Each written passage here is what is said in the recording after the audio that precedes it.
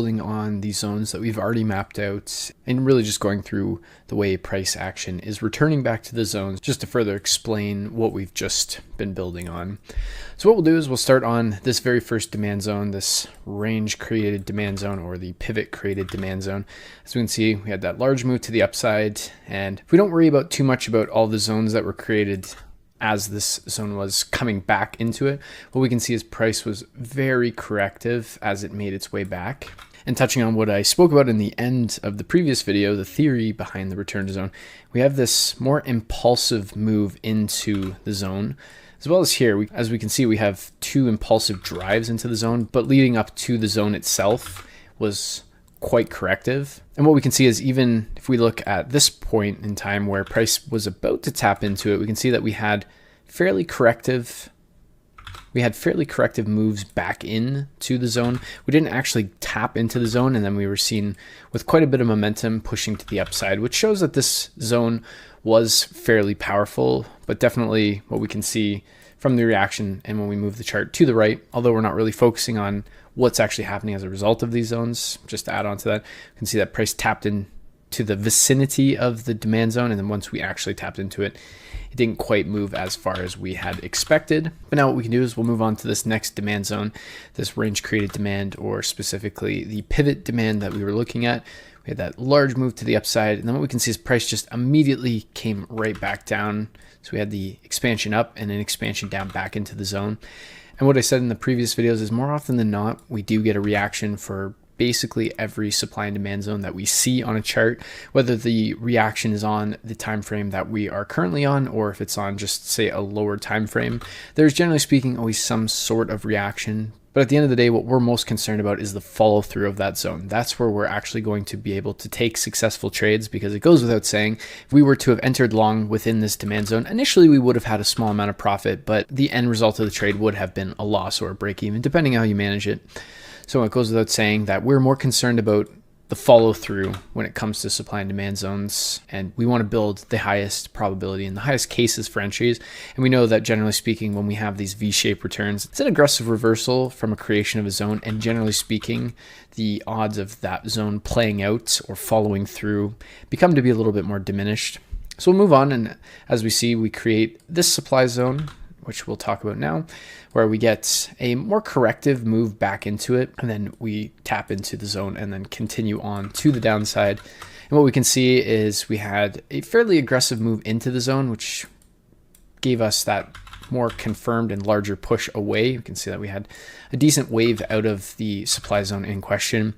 We did get this small push too, and if we see that we did have a somewhat large move into it and we had an aggressive push away from the supply zone. Now what we can see, if we just looked at the return from the left side of the chart, we can see that this is more of a V-shaped reversal. We had a little bit of correction, move back in, but I think we can all agree that this was a pretty rapid expansion back into the zone. And what we can see is when we continue down, we also had this supply zone, this range created supply or pivot supply that we've been able to refine to one candle. When we look at the return to that, we have a V return, and what we can see is price just blows right through it. Leading into that zone, we had this range created demand, which we've been able to refine to a pivot created demand, as well as this range created demand that, again, we've refined to pivot created demand. If we look at the return to this zone, we had a fairly aggressive V-shaped return. And as we can see, that this is basically just one large move to the downside. And as well as this demand zone, we can see that this was an aggressive V-shaped return. We did get an initial reaction, but again, we just moved to the downside as a result of that. So we move on to the next supply zone. We can see that this supply zone that was created, we had a V-shaped return back to that supply zone, as well as this supply zone was more of a V-shaped return as well. A little bit more interesting since we had the range created demand that happened just before it really tapped into it, because as we can see, we had a reaction to the supply zone, but then price continued on to the upside. So on a lower time frame, this may have been a setup, and this is why you can identify reactions to supply and demand zones. But if we look at the reaction that really happened, we ended up moving more aggressively to the upside rather than the downside. So from that, conceptually, not a strong zone. Then we'll carry on to this zone, which we can very clearly see just looking at it. We had a very aggressive move back into the zone, a V return. And we'll just keep moving to the right side of the chart. This is an interesting one right here. As we had initially mentioned that this was a range created supply zone that we were able to refine to more of a pivot created supply zone. As we came down, we can see more fractally, we had a pivot here, and that's what we drew our supply zone based on. And what we can see is price sort of moved aggressively away initially, and then we started to consolidate. We created this range. And not going too much into session times, but this does fall within a lower volume sort of period. This would be the Asian session. So a lot less volume. And again, this goes back to what ranges imply high momentum, fair value, lots of orders changing hands, or low volume. And what we can see is, yes, in this case, we did get a decent move out. We can argue that these are some larger candles coming out pre-London session and at the London Open. But the follow through wasn't exactly ideal, but I'm getting ahead of myself when I touch on some of those topics. But just to explain this a little further on, we had a range, this corrective departure from the zone, and then it ended up being more of a V return. And what we can see from here is obviously we did get a pretty solid reaction, but then again, when we look, we didn't actually tap into the zone. And then we'll just look at these last few zones here. What we can see is we had this pivot supply. And if we just look at the way price returned back to the zone, it was a V return, because we're looking more specifically at the return, not so much the dismount away.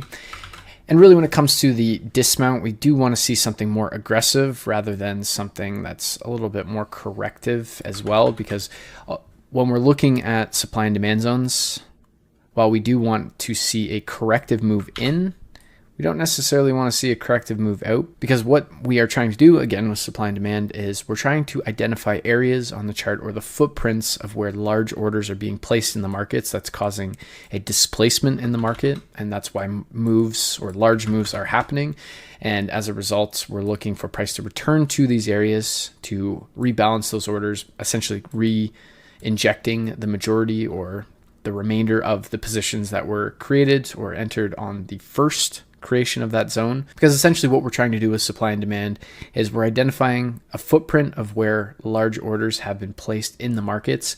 We know that when institutions are entering large orders, generally speaking, they're not able to put their entire position size within their orders, so they're banking on price to return back to the zone in order to enter the remainder of their position, and that's where we're looking to target.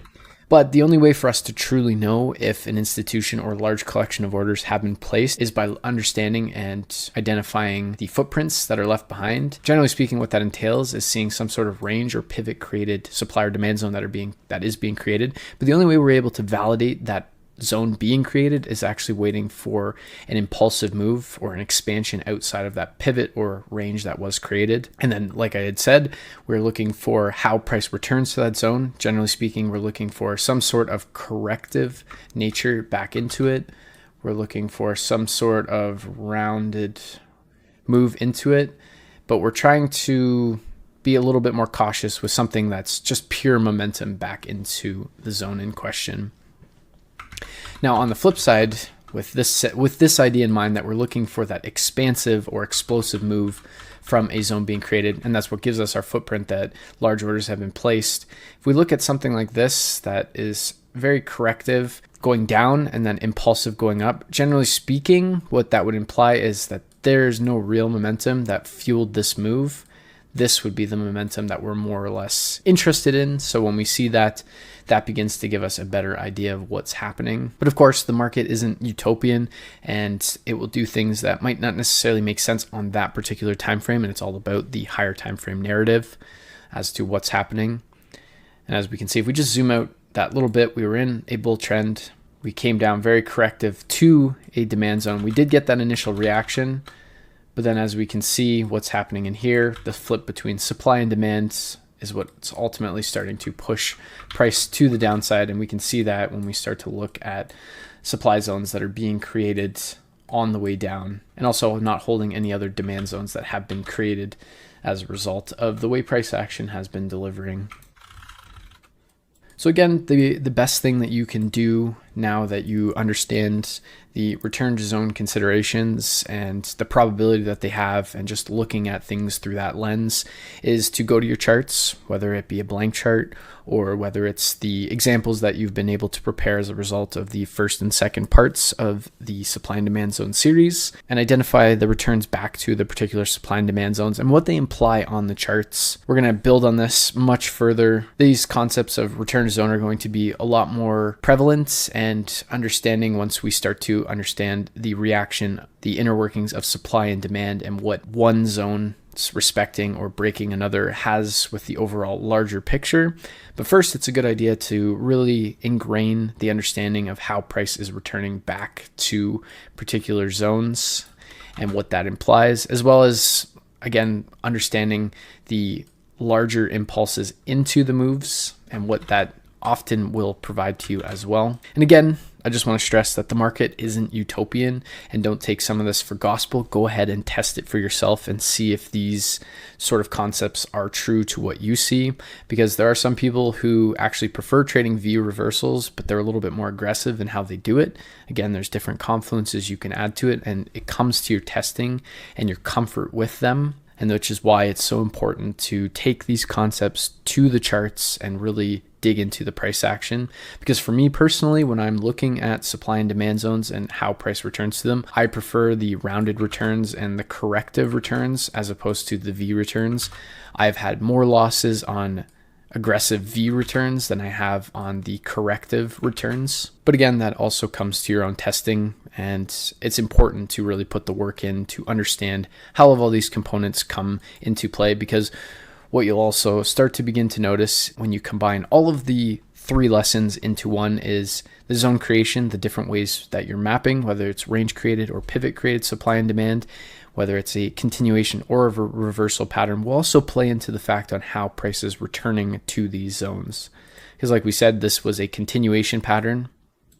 We had a V reversal return, the zone didn't hold. We had a continuation pattern, we had a V reversal return, the zone didn't hold. Continuation pattern, V reversal return, the zone didn't hold. So we can see when we add on to the fact of continuation versus reversal models, we see a reversal model and we see a more corrective return back in, and we see the price get respected. Although in this case, when we look a little bit further, we have a continuation model, but we have a corrective return in, and we do get an initial reaction to it. But again, that's the importance of really understanding these concepts on a granular level. And that's why it's so important to initially put the work into understanding how to visualize the mapping techniques, whether it's range or pivot created supply and demand, then build on that understanding so that you understand the continuation versus the reversal models. Now it's important to apply how price is returning to how the zones are mapped and what the implications may imply, as well as whether they are reversal or continuation models, how price returns to them. And taking it a step further, if the reversal or continuation models are using a specific mapping technique, how is price returning to them, and how does price respect those particular elements? This is how you start to begin to build your trading models that you personally will use in various situations. You may have certain mapping criteria that you use in certain situations. You might only use pivot created supply and demand on continuations. You might only use range created supply and demand on reversals. You might use both, but then how price returns to each one of those dictates what you're looking for. You might look for more confirmation if you get a V reversal to a continuation model. You're looking for an additional entry confirmation that we'll get into in a later video portion. But again, just to get your mind thinking. But first, it's important to now take what we've been able to apply here, these return to zone considerations, and apply them to your charts so that you can understand them and continue building on what we've built in episode 1, 2, and now 3.